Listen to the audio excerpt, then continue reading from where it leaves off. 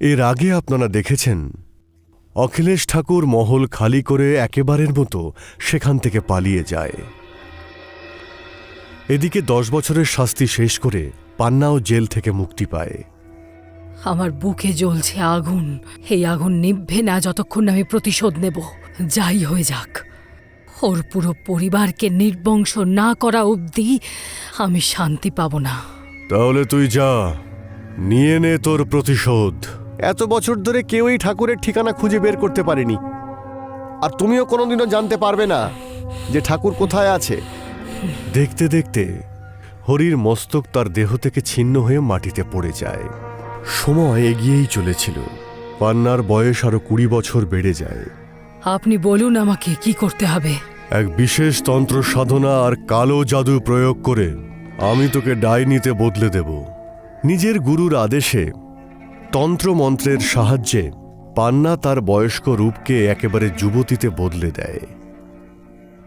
এরপর দেখুন 90-এর দশকের নভেম্বর মাস। আবহাওয়া আস্তে আস্তে বদলে যাচ্ছিল। তাতে দিন ছোট আর রাতটা অনেকটাই বড় হচ্ছিল। সেদিন অমাবস্যার কালো এক রাত ছিল। চারপাশে শুধুমাত্র কুকুরের ডাকের শব্দ শোনা যাচ্ছিল। ইউপির গোরখপুরে থাকা ডিম্পল একটা সরকারি বিভাগে কাজ করত। বাড়ি থেকে অফিসের দূরত্ব অনেকটা হওয়াতে প্রায়ই তার রাতে ফিরতে অনেকটাই দেরি হতো। সেই দিনও সে মাঝ রাস্তায় অটো থেকে নেমে দ্রুত পায়ে সে বাড়ির দিকে হেঁটে আসছিল। ঘন কুয়াশায় যেন সবকিছু ঢেকে গিয়েছিল, যার জন্য একটা দুটো দোকান বাদে বাকি সমস্ত দোকানও বন্ধ হয়ে গেছিল।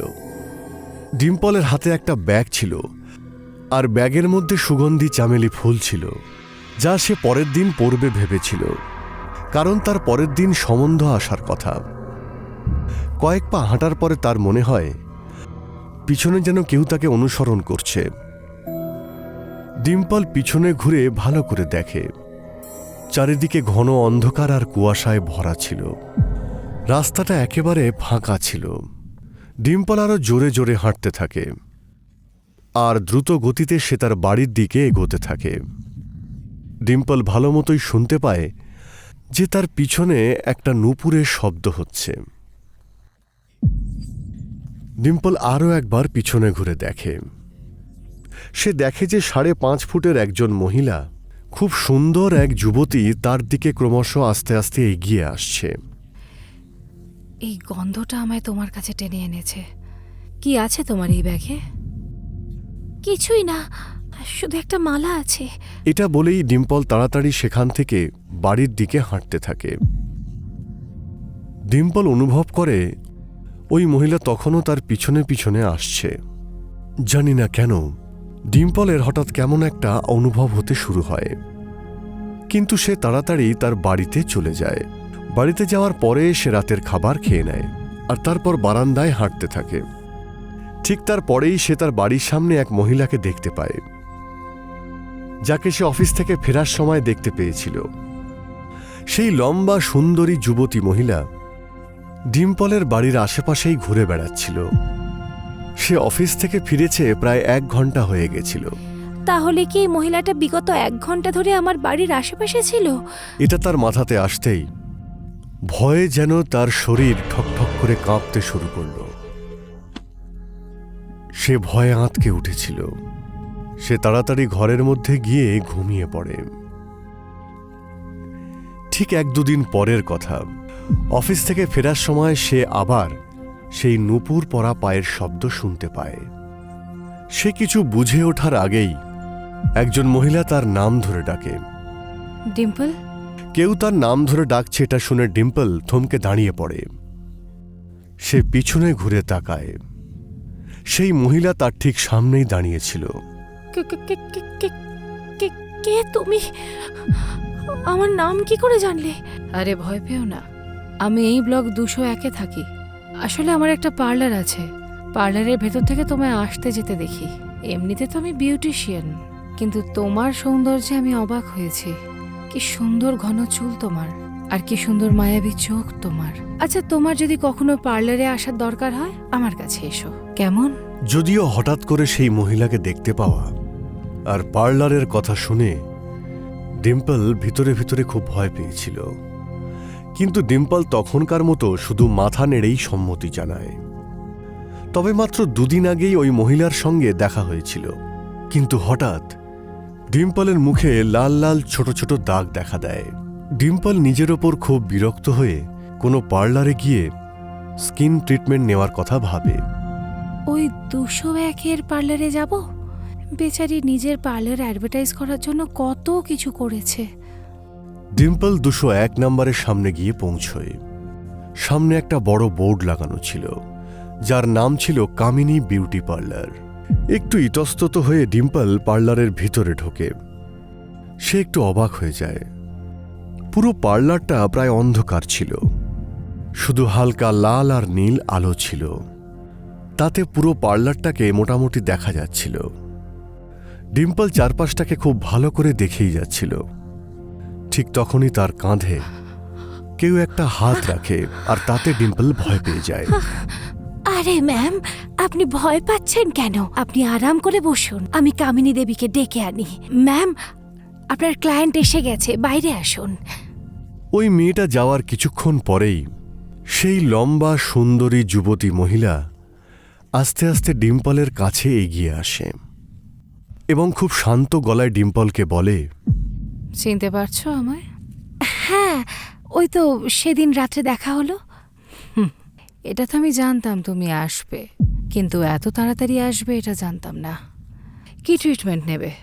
জানি না আমার মুখে এই দানাগুলো কি করে এসেছে। আমি তো নিজের মুখটাই চিনতে পারছি না। প্লিজ কিছু করুন না। আপনার স্কিন কি বিউটিফুল আর গ্লোই, আর সেখানে আমার স্কিন দেখুন 25 বছরে 45 বছরের মতো লাগছে। ওহ, থ্যাংক ইউ সো মাচ। ব্যাস, তোমাদের মতো কাস্টমারদের জন্যই তো আমার স্কিন এত ভালো। এর মানে কি যে কাস্টমারের জন্য আপনার স্কিন এত ভালো?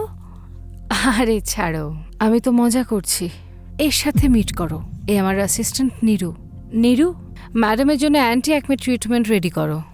প্রথমবার আমাদের পার্লারে এসেছেন, যেন নিরাশ না হন, ঠিক আছে? কিন্তু ম্যাম, ট্রিটমেন্ট নেওয়ার জন্য তো ওনাকে রাতে আসতে হবে না? আরে হ্যাঁ, নীরু একদম ঠিক বলছে।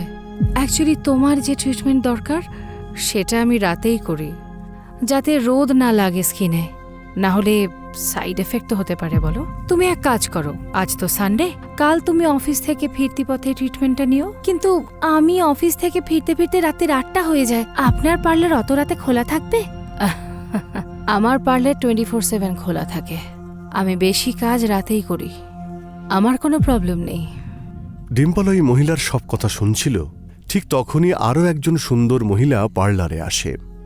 আরে আরে আসুন মিসেস শর্মা, বলুন আপনার হেয়ার ট্রিটমেন্ট কেমন লাগলো? কিছু উপকার পেলেন? আরে কামিনী, তোমার জ্ঞানের প্রশংসা করতেই হবে। আরে তুমি দেখে নাও আমার চুলটা কত ঘন কালো। সবাই তো আবার এই চুলের সিক্রেট জিজ্ঞেস করছে। Thank you so much. আপনার এই লম্বা চুল কি সত্যি কামিনী দেবীর জন্য হয়েছে?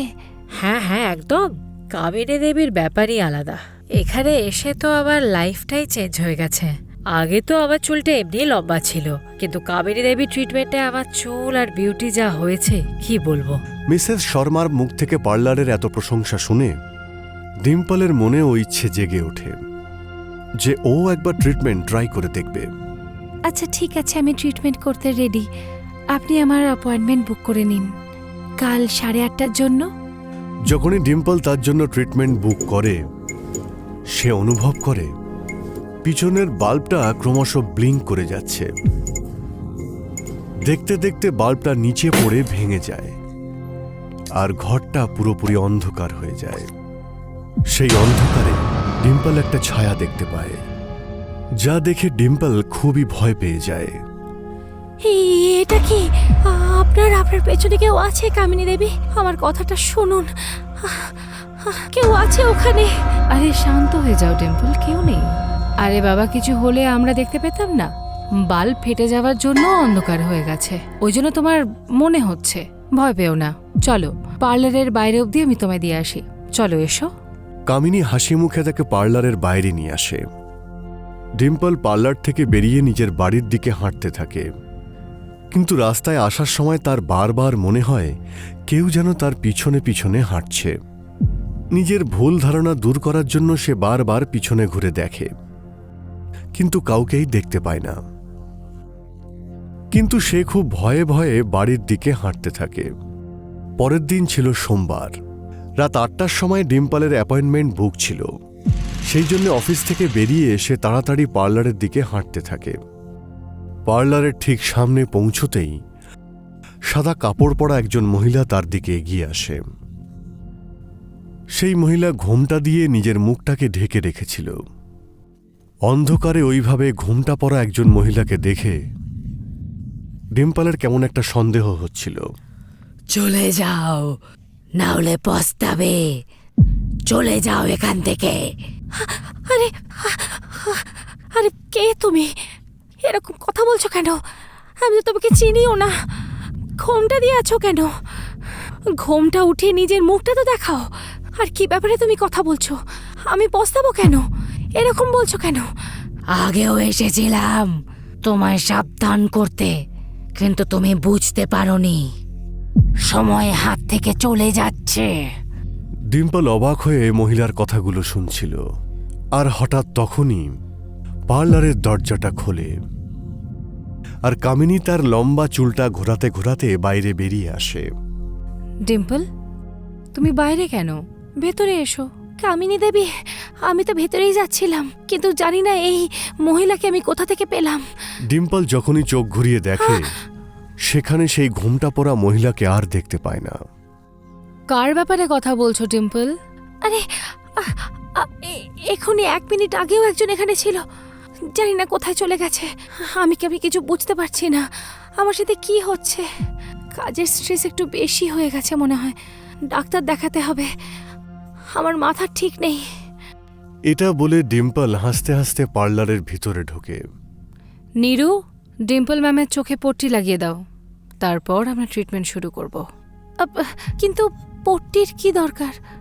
আরে বাবা, ক্রিম আর কেমিক্যালস তোমার চোখে ঢুকলে চোখের অনেক কষ্ট হতে পারে, সেটা বোঝো। তাই আমরা চোখে পট্টি লাগিয়ে ট্রিটমেন্ট করি।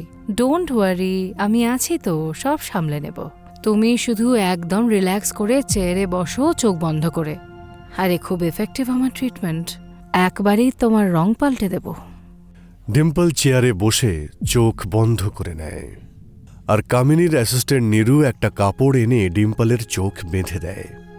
ডিম্পল চোখ বন্ধ করার পরে 1 ঘন্টা ধরে নীরু আর কামিনী মিলে কিছু ট্রিটমেন্ট করে। 1 ঘন্টা পর যখন ডিম্পলের চোখ থেকে কাপড় খুলে দেওয়া হয়, তখন ডিম্পল নিজের মুখ দেখে অবাক হয়ে যায়। ও মাই গড, মনেই হচ্ছে না এটা আমি। আমার মুখের দানাগুলো গুনে শেষ করা যেত না। এমন কি করলেন আপনি কামিনী দেবী 1 ঘন্টায়? অর্ধেকের বেশি কালি আর ওই দানাগুলো একদম গায়েব হয়ে গেছে। আমি তোমায় বলেছিলাম না, শুধু আমার উপর ভরসা করো। তোমাকে আরও 2টো সিটিংয়ের জন্য আসতে হবে। তারপর আয়নায় নিজেকে দেখবে, নিজেকেই চিনতে পারবে না। সারা জীবন মনে রাখবে আমাকে। যে আমার পার্লারে একবার আসে, সে কোনোদিন আমায় ভোলে না। কামিনীর কাছে এমন কোন জাদু আছে যাতে সে সবাইকে সুন্দরী করে দেয়?